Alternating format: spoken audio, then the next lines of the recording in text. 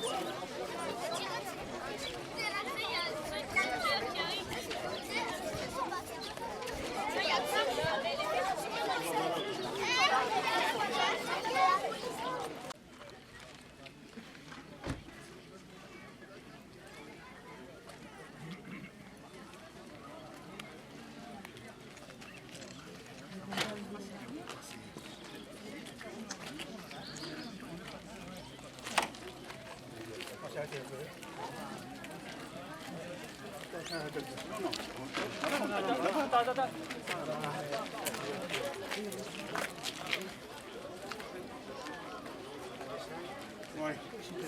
Non, mais ça descend. Ça descend. Oui, ça descend.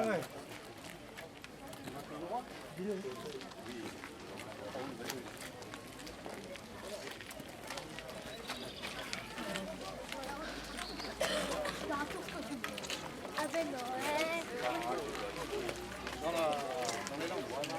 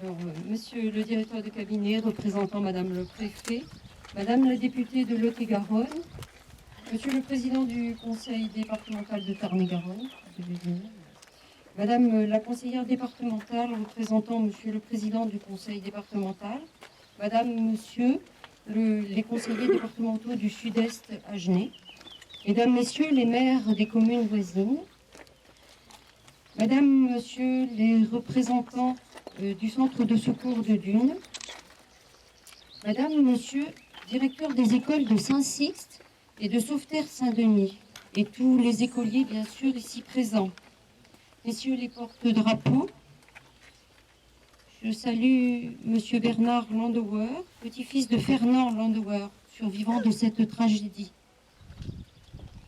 Monsieur le Président de l'Union française des associations Ziganes, Mesdames, Messieurs les administrés, c'est avec beaucoup d'émotion que que je vous accueille en ce lieu au nom de la municipalité de Saint-Sixte. Chaque année, nous commémorons les événements tragiques qui ont eu lieu dans la prairie, non loin d'ici. Cette année revêt un caractère particulier. Monsieur Domas, président de l'Union française des associations de tziganes, a mené à bien un projet qui lui tenait à cœur depuis de nombreuses années et qu'il est venu nous présenter. Nous avions programmé la 3e tranche du cimetière et nous avons pu ainsi aménager cet espace pour y déposer le nouveau mémorial. Je remercie monsieur Alain Péhéry, représenté aujourd'hui par Jérémy, pour la conception de ce projet et tous les employés qui ont œuvré afin que tout soit parfait. Nous nous trouvons donc devant cette œuvre magnifique de monsieur Carvalho, artiste local, connu et reconnu dans de nombreuses villes du monde et dont nous pouvons voir quelques-unes de ses créations, comme le cheval de Troie à l'Irak, le mythe de Sisyphe, l'espérance, le farfadet, le dragon à Agen et la fresque historique de Codecos. Serge Carvalho dit de sa création, je le cite, « Ce père et son enfant, deux tziganes unis pour l'éternité. Il y a à la fois de l'orgueil et du désespoir, de la peur et de la dignité. Pour nous tous, ce père et son enfant seront les témoins au fil du temps de ce drame qui s'est déroulé le 23 juin 1944. Monsieur Alain Domas vous fera le récit historique des événements.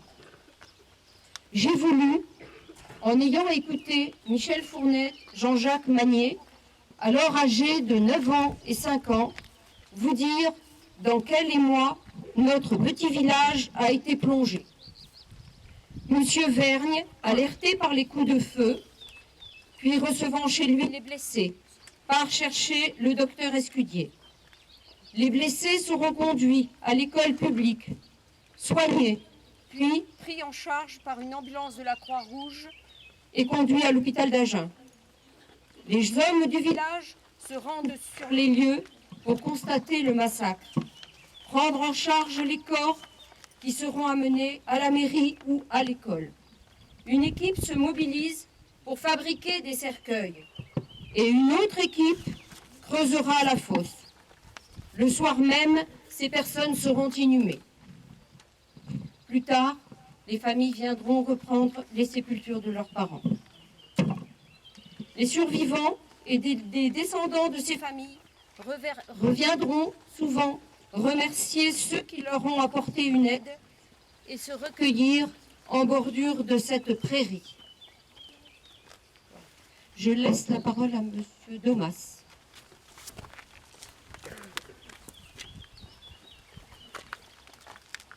Merci, monsieur le maire.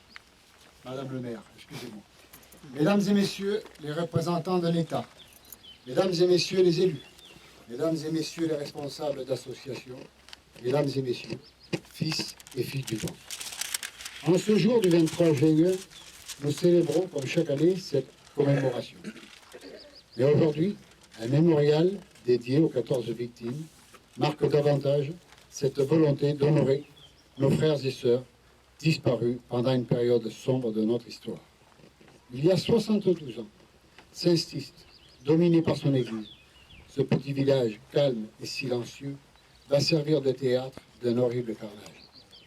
En effet, dès 6 heures du matin, en cette journée du 23 juillet 1944, une unité SS encercle le village, coupe les fils téléphoniques et avec une rapidité extraordinaire se rue sur des roulottes de tziganes arrivés la veille. Sans aucune explication, il fit sortir tous les occupants, hommes, femmes et enfants. Ils les alignèrent face contre terre et ce fut le début d'un carnage où 14 victimes, dont 6 enfants, jonchent ce petit coin de verdure. Et puis, ce fut le silence, troublé un tant soit peu par le clapotis d'un petit ruisseau à proximité. Une fois leur forfait commis, on aurait pu croire que cela était terminé. Mais il n'en était rien. Les voilà déjà repartis pour le village voisin, Codecoste, qui lui aussi va subir la barbarie déterminée de ces êtres sanguinaires. 3 victimes viendront s'ajouter à leur méfait. Là aussi, leur acte commis, il n'en demeure pas moins résolu. Les voilà repartis pour un autre village voisin, Dune. Tout avait été programmé d'avance. Une liste de 42 personnes figurait dans leur objectif. Ceci faisant suite à une dénonciation de 2 femmes d'origine italienne. Dune, petit village paisible, surplombant une partie de la vallée de la Garonne. Magnifique architecture très pittoresque du XIIIe siècle, va servir de décor à une scène de barbarie inhumaine, où les villageois vont être les spectateurs d'un horrible massacre des 14 des leurs, pendus, exécutés. Toutes ces victimes n'avaient commis qu'un seul délit, vivre libre. Dune, Codecoste, encore aujourd'hui pleurent ses enfants, tout comme les fils et filles du vent à Saint-Sist. Les responsables de cette folie meurtrière continuèrent leur action de massacre, d'exaction, de torture. La région a payé un lourd tribut. Une grande partie de cette division, la Das Reich, était partie 13 jours avant pour rejoindre le front de Normandie. Harcelés sans cesse par les maquisards tout au long de leur route, ils supprimaient tout ce qui se trouvait en travers de leur chemin.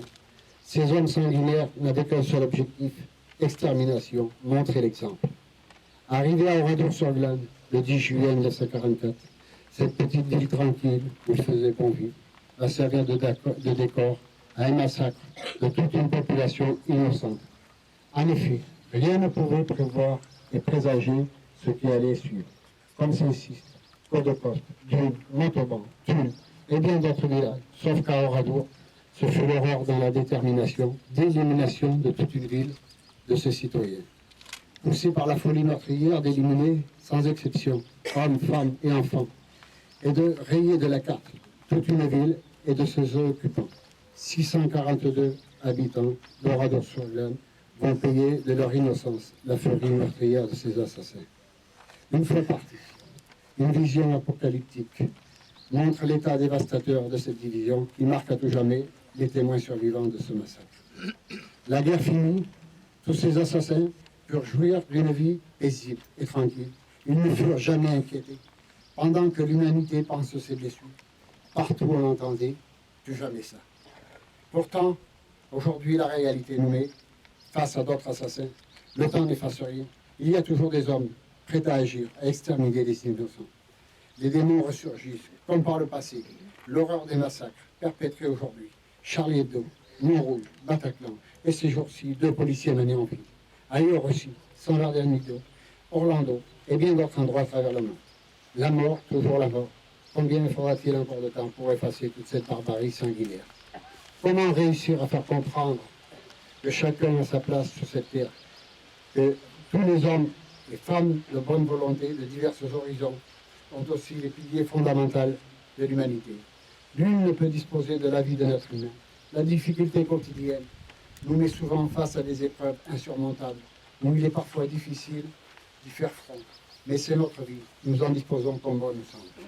Je voudrais rendre un hommage, un immense hommage, à tous ceux qui ont contribué aussi à sauver des vies au péril de la leur. Je veux parler des Justes de France.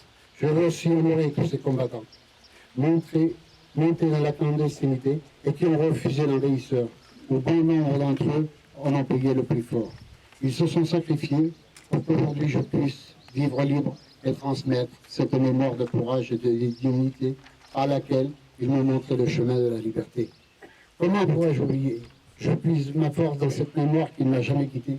Elle est ma volonté, ma détermination. Elle me donne le courage de montrer au peuple que des hommes et des femmes si différents dans leurs origines ont aussi leur place sur cette terre, tout comme chaque être humain victime d'exclusion, de rejet, de persécution, de racisme. Tous ces gens ont besoin de nous. Redonnons de l'espoir, un peu de réconfort, mais beaucoup de dignité. Il suffirait juste de jeter un petit regard en arrière pour ne pas oublier personne. C'est sûr, le chemin est très long, mais tout le monde peut l'emprunter. Je tiens à remercier M. François Hollande, président de la République, par laquelle cette commémoration est placée sous son patronage. Je remercie avec aussi tous les partenaires qui m'ont soutenu dans la création financière de ce projet de mémorial. la Fondation de la Shoah, le ministère des Anciens Combattants, la Fondation pour la Mémoire et la Déportation, le Conseil général de Lot-et-Garonne, Mesdames les députés Lucette Cousteau et Valérie Rabault, et notre partenaire et complice, Madame Danielle Lamansa, maire de Saint-Cyst, qui a su faire face à l'organisation de ce mémorial. Je veux aussi remercier le sculpteur, Monsieur Serge Carvalho, pour la réalisation de cet ouvrage, les commerçants aussi tziganes pour l'achat de notre drapeau aussi, mesdames et messieurs les représentants d'État, mesdames et messieurs les élus, mesdames et messieurs les responsables d'associations, mesdames et messieurs, fils et filles du vent, au nom de tous les miens, je vous remercie d'être venus. Votre présence témoigne de cette journée commémorative. Elle nous apporte soutien, réconfort. Elle permet de refaire vivre aussi cette mémoire passée sous silence. Merci à vous tous. Bravo.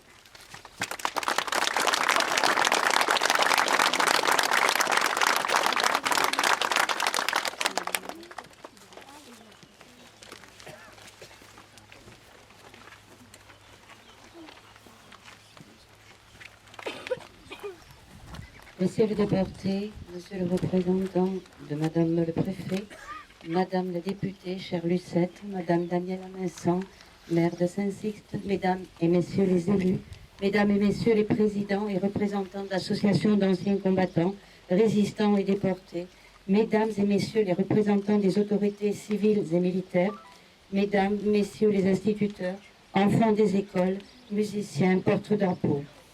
Permettez-moi d'emblée d'excuser Pierre Camani, président du conseil départemental et sénateur de Lot-et-Garonne, retenu à Paris au Sénat par son activité de parlementaire.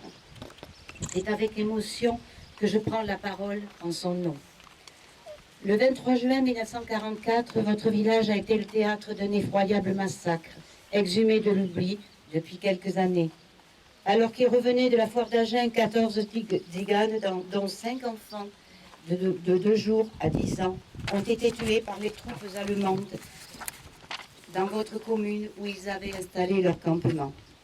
Ces morts innocents ne sont pas les victimes collatérales, selon l'expression moderne, de la lutte sans merci menée par l'occupant contre la résistance dans les jours suivant le débarquement des Alliés en Normandie.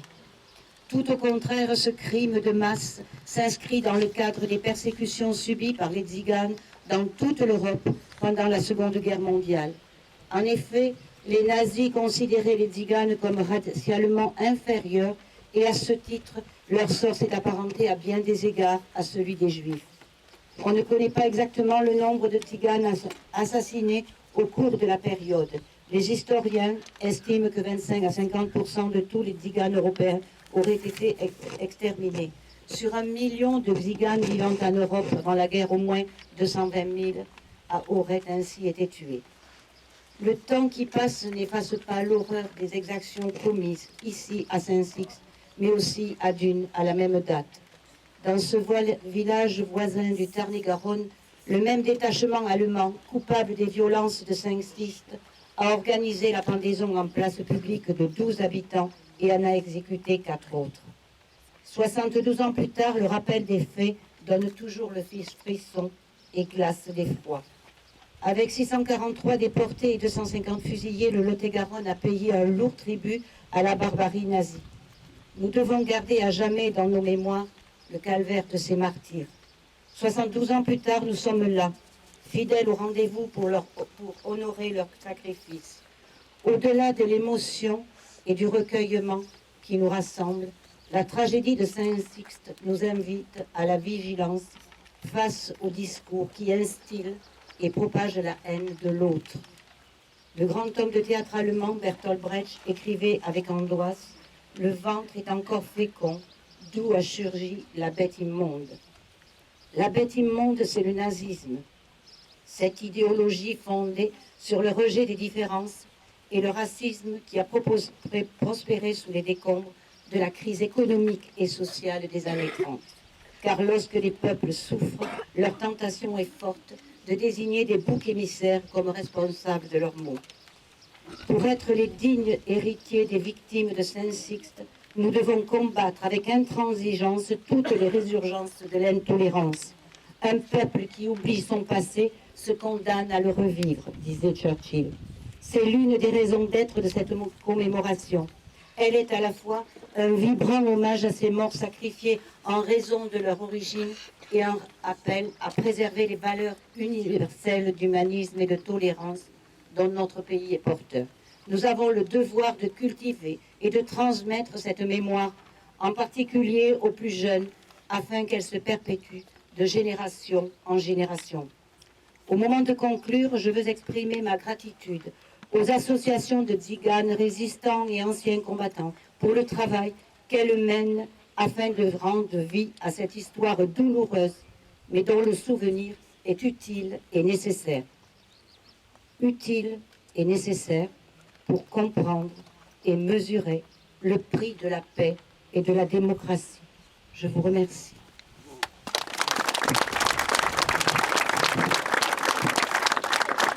Directeur de cabinet représentant Madame le Préfet, Madame la conseillère départementale représentant Monsieur Kamani, président du conseil départemental, Monsieur Rémi Constant, maire de l'Irak et conseiller départemental du canton, Mesdames et Messieurs les élus, Monsieur Alain Doma, représentant l'Union française des associations Zigane, Mesdames et Messieurs les représentants d'associations, Madame le maire, la maire, Mesdames et Messieurs, descendants des familles des victimes, Mesdames et Messieurs, je veux tout d'abord excuser ma collègue Valérie Rabault, qui est la députée de la circonscription voisine de Tarn-et-Garonne, qui elle aussi a été retenue à l'Assemblée nationale dans ses fonctions de présidente de la Commission des finances et qui n'a pas pu se joindre à nous.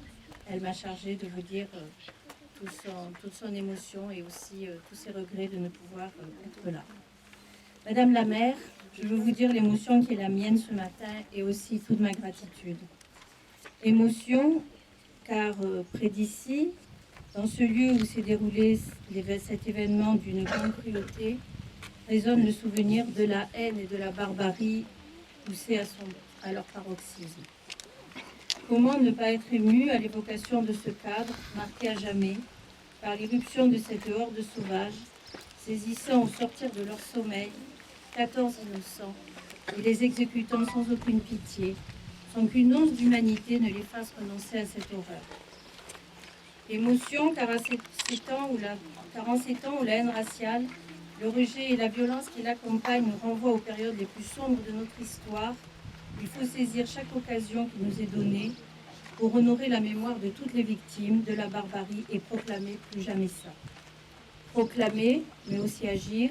Agir, c'est ce que nous faisons ici aujourd'hui. Gratitude à vous, Madame la maire, et à votre conseil municipal pour avoir ainsi proposé, dans le cadre des travaux d'aménagement de votre commune, un nouveau site pour ce nouveau mémorial et pour avoir mis au service de cette cause vos services municipaux.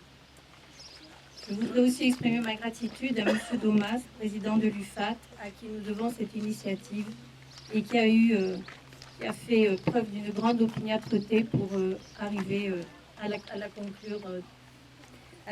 Lorsque M. Domas a demandé à me rencontrer, je dois dire que j'ai immédiatement adhéré à ce projet. Et je n'ai pas douté de l'accueil qui lui serait fait. Je suis heureuse et fière d'avoir pu apporter mon concours à sa réalisation par le biais de ma réserve parlementaire. Quoi de plus naturel qu'une élue représentante de la nation participe de façon concrète à ce type de réalisation. Monsieur Domas, ce fut un honneur pour moi d'être sollicité et je vous remercie de l'avoir fait. La large adhésion autour de ce projet témoigne de la nécessité que nous ressentons tous de construire et d'accompagner toutes les initiatives qui servent ce combat contre l'oubli et contre toutes les formes de fascisme. Je veux également remercier pour leur implication l'ensemble des acteurs qui ont permis à ce mémorial de voir le jour. Ils ont été cités par M. Domas précédemment. Ici donc à Saint-Six, il y a 72 ans, jour pour jour, peut-être à l'aube d'une journée aussi belle, une unité de la division SS d'Asreich qui fait sévir dans notre région une répression terrible contre les maquis et la population, assassina 14 innocents, dont 5 enfants de Tziganes. À partir du débarquement allié en Normandie du 6 juin 1944, cette division d'Asreich émaillera de massacres et d'atrocités son parcours de retour vers le front dont l'un des plus abominables fut commis à Oradour-sur-Glane. Au nord de notre département, la commune de La Capelle-Biran fut aussi très durement touchée. De nombreuses sont les stèles dans notre département et dans notre région qui jalonnent cette funeste présence et sa pérégrination. Ce fut le cas de la stèle remplacée par ce monument que nous inaugurons ce matin. C'est aussi le cas à Dunes, à Côte-de-Coste et dans différents lieux de notre territoire. Ce mémorial aidera à se souvenir de ce qui s'est déroulé ici et rappellera également les souffrances et les crimes commis sur la population tzigane. Se souvenir pour faire revivre cette histoire, la remettre en perspective d'éventuels soubresauts, c'est œuvrer pour empêcher que cela ne se reproduise. Ce devoir de mémoire est une nécessité absolue, car aujourd'hui l'on peut encore mourir, simplement parce que l'on est prétendument différent, dans ses origines, dans sa religion, dans ses orientations sexuelles et même dans ses choix de vie ou ses choix politiques. Plus que jamais, le danger est grand. Lorsque, dans une œuvre, le passé et l'art se rejoignent, que symboliquement sont associés, comme ici, le meilleur et le pire, c'est un formidable outil de transmission et de pédagogie qui est mis à notre disposition, à la fois pour rappeler l'histoire, fût-elle dramatique, mais aussi la transcendance de l'art et toute la confiance que nous devons malgré tout nourrir pour la nature humaine. En faisant vivre la mémoire, on contribue à lutter contre l'intolérance, le racisme, le communautarisme et toutes les formes de discrimination. Mais ce combat ne peut se mener sans notre jeunesse. C'est la raison pour laquelle je ne peux que me réjouir de remarquer la participation nombreuse d'enfants ce matin, parmi lesquels les enfants, les élèves de Saint-Six, mais aussi d'autres enfants qui sont là et qui trépignent d'impatience à pouvoir déposer qui son drapeau ou qui sa fleur. Donc je vais terminer mon intervention. Nous devons entretenir la reconnaissance et le souvenir auprès de la jeunesse de notre pays. L'école de la République, en qui j'ai toute confiance, réalise ce travail d'instruction, d'explication, de civisme et d'attachement à nos valeurs républicaines. Mais nous devons toutes et tous l'accompagner dans sa tâche, élus bien entendu, mais aussi parents, citoyens et acteurs de la société civile, dans le même objectif de prééminence d'une société laïque, ouverte et tolérante. Il est bien de notre responsabilité collective de nous montrer vigilants et de nous élever contre toute manifestation de racisme et de rejet de l'autre. Nous devons résister sans relâche devant la tentation du retour des idéologies de haine, de violence et de barbarie. Je ne saurais terminer mon intervention sans féliciter l'artiste sculpteur Serge Carvalho pour la qualité de cette nouvelle œuvre, pour l'émotion qu'elle dégage. Nous avons le grand bonheur, monsieur, de vous avoir dans notre territoire et de jouir ainsi de l'expression de votre talent exposé dans différents lieux publics du département. Certains ont été précédemment rappelés. Par la matière inoxydable dans laquelle vous avez réalisé cette œuvre, vous permettez pour longtemps de faire briller le soleil sur la mémoire des victimes de la barbarie. Ce monument que nous inaugurons fera vivre le souvenir et honorera la mémoire des tziganes victimes du nazisme dans la commune de Saint-Sixte et au-delà de toutes les victimes tziganes, victimes de cette idéologie vouée à l'anéantissement et réunies dans un même martyrologe. Je vous remercie pour votre écoute.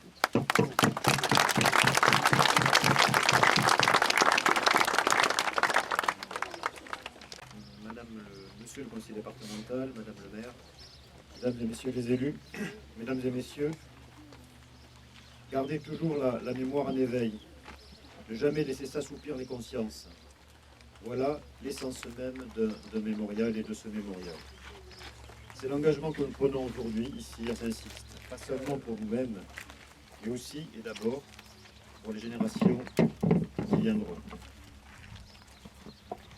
Dorénavant, en contemplant cette sculpture, œuvre qui représente un père et son enfant, tous deux tziganes, unis pour l'éternité, chacun pourra se rappeler et chacun pourra se souvenir de celles et de ceux qui ne sont plus. Chacun pourra enfin prendre le temps de regarder en face ce qu'ont été les errements de notre passé et ce que furent ces vents de l'histoire, ces vents infâmes de l'histoire, venus aussi balayer le Lot-et-Garonne. Donc il y a tout juste 72 ans, vous l'avez rappelé, madame la députée, madame le maire, jour pour jour, le département et plus particulièrement cette commune de Saint-Sixte connaissait une funeste journée et la communauté tzigane devait payer alors un lourd tribut à la barbarie nazie. Je ne reviendrai pas sur l'horreur des faits qui ont déjà été rappelés. Simplement rappeler qu'on a interdit aux Tziganes, à cette époque, de vivre comme ils l'avaient toujours vécu. Ils voulaient voyager, on les a internés, attachés à un lieu. 14 sont morts ici, d'autres nombreux ont été exterminés, loin d'ici. De cela, on en a trop peu parlé. Aujourd'hui, avec ce mémorial, nous voudrons rendre leur dignité à ceux qui ont perdu la vie. C'est un lieu de mémoire, mais aussi et surtout un lieu de transmission d'une histoire et de valeurs. La mémoire doit savoir survivre aux témoins des événements. Et la mémoire doit trouver encore les mots quand la voix des survivants s'est éteinte. Alors que le racisme, la haine de l'autre, cherchent à fracturer chaque jour davantage notre pacte républicain, nous ne devons à aucun moment faiblir et à aucun moment oublier. Devant les tentatives de réhabilitation par certains des thèses de fascisme, de racisme, du nazisme, il est bon d'opposer les idéaux de liberté, de fraternité et de tolérance. Alors inspirons-nous de ces idéaux pour faire de nos jeunes des citoyens responsables et prêts à s'engager, comme le firent beaucoup de leurs aînés. Dans un monde instable, de danger, de nouvelles menaces, de racisme et d'intégrisme fanatique, réaffirmons notre volonté et notre espoir de contribuer ensemble à ce que les générations futures soient préservées des tragédies que nous avons vécues. Cette œuvre est à la fois symbolique, mais aussi très humaine. Elle incarne le sacrifice de familles tziganes. Je tiens également à féliciter le sculpteur Serge Carvalho. C'est une œuvre magnifique. Et je souhaite enfin, et pour terminer, que cette cérémonie soit porteuse de mémoire, mais aussi d'espoir à un monde plus solidaire et plus pacifique. Merci beaucoup.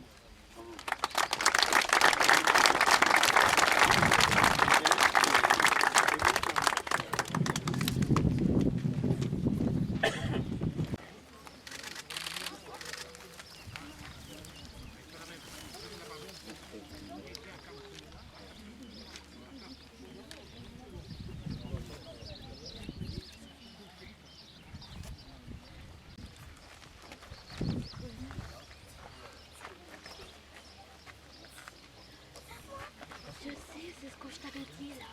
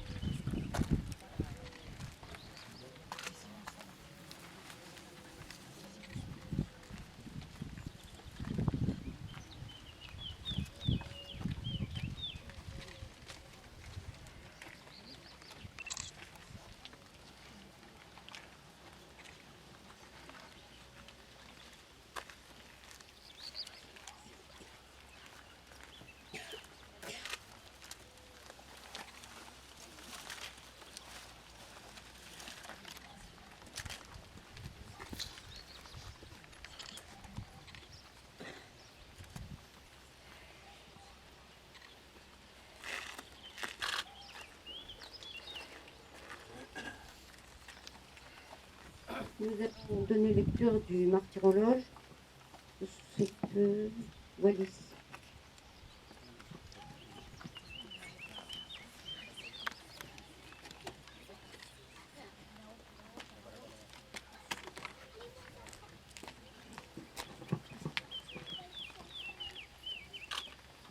Weiss Paul, 54 ans. Mort pour la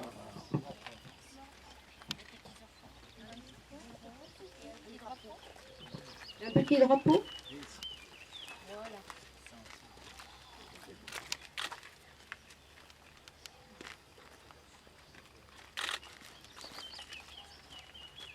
Weiss Elisa, mort pour la France.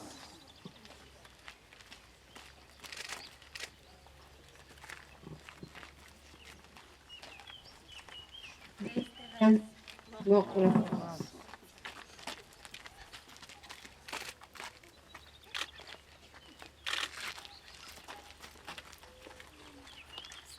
Henriette, mort pour la France.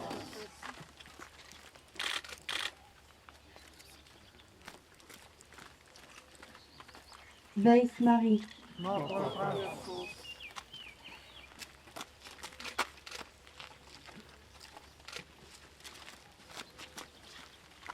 Weiss Michel, mort pour la France.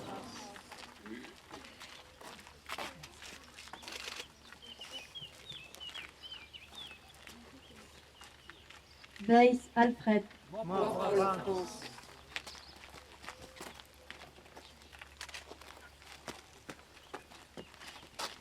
Van der Stein, Adolphine, mort pour la France.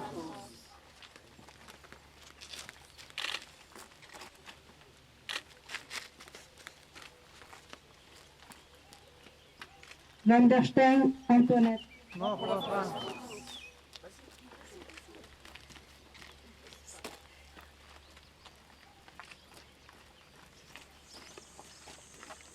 Van der Stein, Anna, mort pour la France.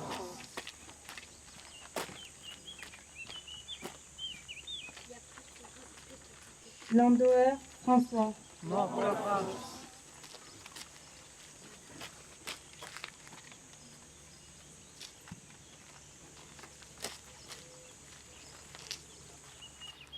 Landauer, Rosalie, mort pour la France.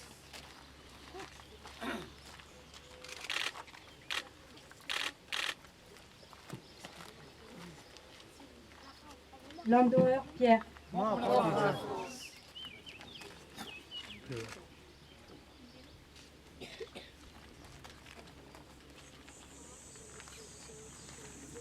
Landauer, Henriette, mort pour la France.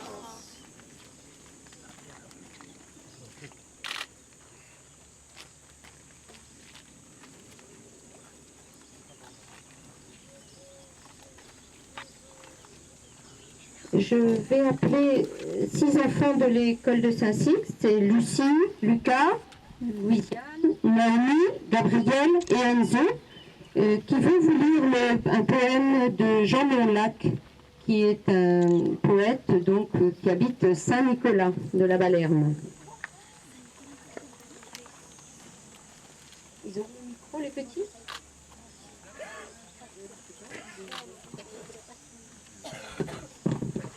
Je vais leur passer. C'est Lucie qui commence.